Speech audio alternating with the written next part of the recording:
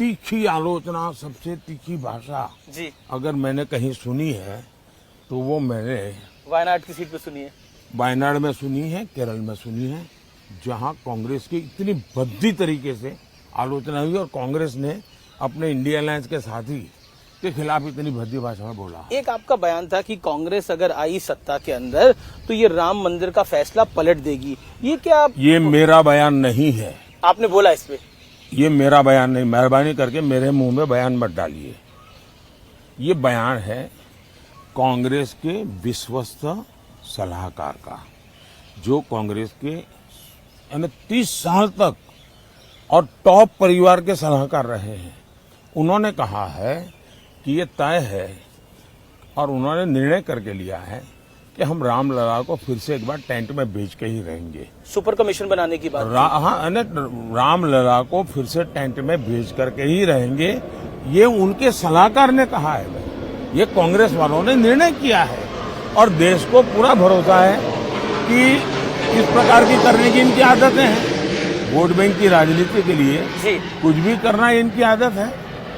एक सवाल और, हम बिहार की धरती पे है, आरजेडी यानी लालू जी की पार्टी और कांग्रेस का अलायंस है, इंडिया अलायंस देखने को मिल रहा है। लालू जी ने मुस्लिम आरक्षण की बात कही है, उन्होंने बोला कि मुस्लिम का आरक्षण होना चाहिए, क्या देखते हैं आप? उन्होंने आरक्षण होना चाहिए इतना ही कहा नहीं, ऐसा नहीं, उन्होंने ये कहा है पूरा का पूरा जी, मतलब SC, ST, OBC उनको जो आरक्षण है वो अब मुसलमानों को देना चाहिए। और संविधान सभा ने गंभीर चर्चा करके तय किया था कि इस देश में धर्म के आधार पर आरक्षण नहीं होना चाहिए। बाबा साहब अम्बेडकर के भी विचार बहुत स्पष्ट रहे हैं कि धर्म के आधार पर आरक्षण नहीं होना चाहिए। पंडित नेहरू भी इसी विचार के थे, लेकिन उसके बावजूद भी राजनीति और सत्ता की भूख ने इनको इतना नीचे गिरा दिया है कि वो देश को फिर से एक बार धर्म के आधार पर बांटने के रास्ते खोज रहे हैं, बांटने के तरीके खोज रहे हैं जी। और उसमें धर्म के आधार पर आरक्षण है। पाकिस्तान का मुद्दा एक बार फिर चुनाव के अंदर आ गया है। तेलंगाना के CM है रेवंत रेड्डी, उन्होंने सर्जिकल स्ट्राइक हुआ था नहीं हुआ था वो पूछ रहे हैं। कांग्रेस पार्टी एक ऐसी पार्टी है जिसको देश की सेना के प्रति नफरत का भाव पड़ा हुआ है और इसलिए देश के सेना नायक को उन्होंने एक बार जी गली का गुंडा कहा था। जिनकी भारत की सेना के प्रति ये भाव होंगे उनसे आप कैसे अपेक्षा कर सकते हो?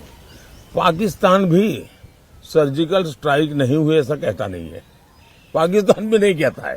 हाल ही में पाकिस्तान ने तो राहुल गांधी की तारीफ करी थी, पाकिस्तान के एक नेता। लेकिन कांग्रेस पाकिस्तान में जी सदन में उनके नेताओं ने भाषण किया है जी कि भाई ये जिस प्रकार से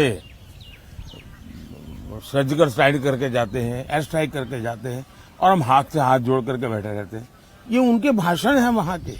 अगर हमारी बात नहीं माननी है, हमारी देश की सेना की बात नहीं माननी है, तो वो अपने मित्र पाकिस्तान के लोगों की बात तो सुन ले, उनको तो मान ले।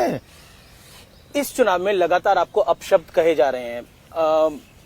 औरंगजेब कहा गया महाराष्ट्र के एक नेता ने, एक और विपक्षी नेता ने आपको तुगलक का, फिर उसके बाद तानाशाह का। क्या आपको बुरा लगता है, आपको गुस्सा आता है इस पे? भाई देखिए, हम तो कामदार है जी, बेनामदार है और हम कामदार लोग जन्म से ही गालियां सुन सुन करके बड़े हुए हैं, लोगों की लाते खाते खाते बड़े हुए हैं और इसलिए इन चीजों को हम मन पर लेते नहीं है।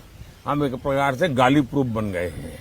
और तो मैं तो कहता हूँ, लोग मुझे कभी पूछते मोदी जी आपकी इतनी बड़ी एनर्जी का रहस्य क्या है, तो मैं कभी मजाक में कहता हूँ कि मैं डेली 2 किलो गाली खाता हूँ और उसी से मुझे ऊर्जा मिलती है। देखिए, मेरी एक बहुत पुरानी कविता है, मुझे अभी याद तो नहीं है जी, लेकिन उस कविता का भाव ये था जी कि मुझे जो पत्थर फेंकते हैं, मैं उन्हीं पत्थरों से पक्षी बना देता हूं और मैं उसी से ऊपर चढ़ जाता हूं। और दूसरा मैं कहता हूं कि जितनी गंद उछालेंगे, जितना कीचड़ उछालेंगे, कमल उतना ही ज्यादा खिलेगा।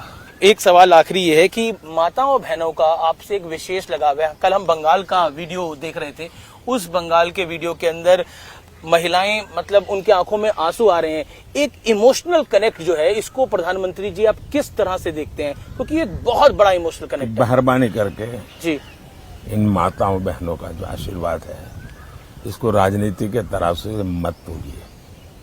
ये एक भावात्मक विषय है और मैं मानता हूं कि मेरे देश का कल्याण करने के लिए मेरी मातृशक्ति को एम्पावर करना चाहिए, स्त्री शक्ति को एम्पावर करना चाहिए, नारी शक्ति को बढ़ावा देना चाहिए। तो मैं एक बड़ी श्रद्धा से, एक पूजा भाव से काम कर रहा हूं। कृपा करके इसको राजनीति के तराजू से मत तोलिए और मैं चाहता हूं मैं वैसा ही पूरे भक्ति भाव से इस देश की माताओं की सेवा करूं, इस देनों की बहनों की सेवा करूं, इस देश की बेटियों की सेवा करूं। यूथ वोटर को, जो फर्स्ट टाइम वोटर है, उसको आपका मैसेज क्या होगा प्रधानमंत्री मोदी? मेरा उनके लिए कोई मैसेज नहीं है, मुझे तो देश के युवा का मैसेज चाहिए। मैं देश के युवाओं की इच्छा आकांक्षा के अनुसार चलना चाहता हूं। फर्स्ट टाइम वोटर क्यों वोट करे नरेंद्र मोदी को, फर्स्ट बीजेपी टाइम को? वोटर की इच्छा अनुसार देश बनाना चाहता हूं। हमने अभी जो 2047 का विजन बनाया, करीब 35 लाख नौजवानों से मैंने फीडबैक लिया है और मैं अभी 100 दिन का कार्यक्रम बनाया है जी।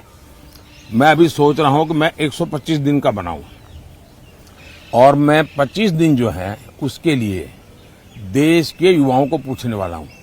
ये 25 दिन के लिए उनके क्या सुझाव है, कौन से काम मैं पहले करूं। तो मैं इस प्रकार से देश के युवकों को उनकी आशा आकांक्षा के अनुसार देश चलाना चाहता हूं। जेनजी जनरेशन आपसे पूछना चाहती है, आपका कोई बेस्ट फ्रेंड है? नरेंद्र मोदी का कोई बेस्ट फ्रेंड है? BFF, best friend for ever? मतलब क्या मतलब होता आपका है? कोई खास दोस्त है जिसके साथ आप दिल की बात करते हैं? ऐसा है, मैं देश के 140 करोड़ देशवासियों से दिल की ही बात करता हूं जी। मैं तो जीता हूं दिल के संबंधों से जी। बहुत बहुत धन्यवाद। धन्यवाद प्रधानमंत्री जी, आपने हमें समय दिया नमस्कार जी। और आप 100 से ज्यादा रैली और रोड शो कर चुके हैं। इतनी ऊर्जा आप कहां से लेकर आते हैं?